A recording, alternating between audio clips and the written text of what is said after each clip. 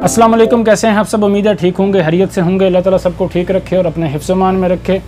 Family visit visa के हवाले से एक सवाल है भाई कि मैंने 2 शादियां की हैं पाकिस्तान में, तो सेकंड वाइफ को बुलाना है तो कैसे बुला सकता हूँ।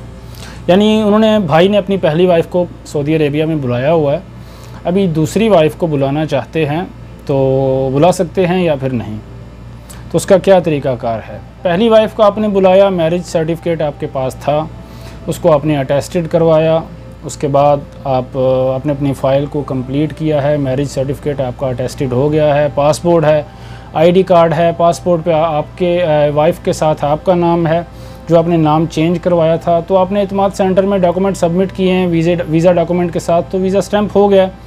ऐसे ही वाइफ का भी आपने करना है, same document marriage certificate attested होना चाहिए।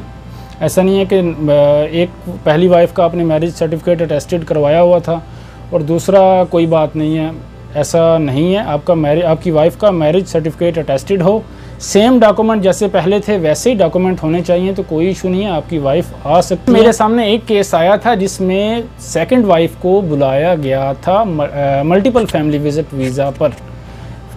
फर्स्ट वाइफ सऊदी अरब में मौजूद थी और उनकी मौजूदगी में सेकंड वाइफ को सेम डॉक्यूमेंट में बुलाया गया था, कोई इशू नहीं है। तो इसलिए मेरे पास कंफर्मेशन है तो मैं आपको बता रहा हूँ। तो बाकी कोई इतना बड़ा इशू नहीं है। अगर वीज़ा रिजेक्ट होता है, आप देखें आपने सही तरह फॉर्म फिल किया था, दोबारा अप्लाई करें, आपका वीज़ा अप्रूव हो जाएगा, इंशाल्लाह वीज़ा इशू हो जाएगा। हाँ, अगर मसला तब होता है जब आपने मैरिज सर्टिफिकेट अटेस्टेड ना करवाया हो, पासपोर्ट में कोई प्रॉब्लम हो। इसके अलावा एक और मेन बात आपको बताता चलूँ, FRC बनवा लें। उसकी क्या वजह है, वाइफ के लिए FRC की ज़रूरत नहीं होती, लेकिन आपने सेकंड वाइफ को बुलाना है तो आप FRC बनवा लें, FRC को साथ सबमिट करें डॉक्यूमेंट के, तो इंशाल्लाह कोई प्रॉब्लम नहीं होगी। ये मेन बात थी जो लास्ट में मेरे माइंड में आई है, तो मैंने आपको बता दी है। Second wife FRC important. पहली वाइफ को बुलाने में प्रॉब्लम हो रही है तो भाई माशाल्लाह सेकंड वाइफ को बुला रहे हैं, अच्छी बात है, बुलाएं। अगर आप सर्वाइव कर सकते हैं तो फैमिली को ज़रूर बुलाएं।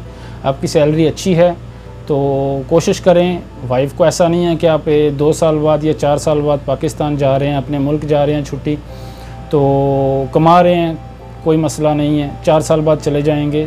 भाई अगर आप अच्छा कमा रहे हैं तो कोशिश करें, फैमिली को टाइम दें, वाइफ को टाइम दें, वाइफ के भी हकूक़ हैं, और माँ बाप को भी टाइम दें, माँ बाप के भी हकूक़ हैं, उनको बुला सकते हैं तो उनको भी बुलाएं, उम्रा करवाएं, हज करवाएं।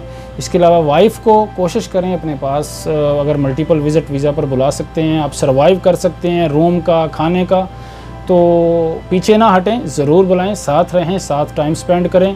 4 साल का इंतज़ार ना करें कि 4 साल बाद मैं जाऊंगा और मिल लूँगा, फिर 1 माह बाद दोबारा आ जाऊँगा। पता है मजबूरियों में इंसान सब कुछ करता है, लेकिन अगर आपकी इस्तात है, आप कर सकते हैं तो ज़रूर करें। उम्मीद है आपको डिटेल से समझ आ गई होगी। वीडियो अच्छी लगी हो तो वीडियो को लाइक करें, शेयर करें और चैनल को सब्सक्राइब ज़रूर करें। अल्लाह ताला सबको अपने हिफ्ज़-ओ-मान में रखे। अल्लाह हाफ़िज़।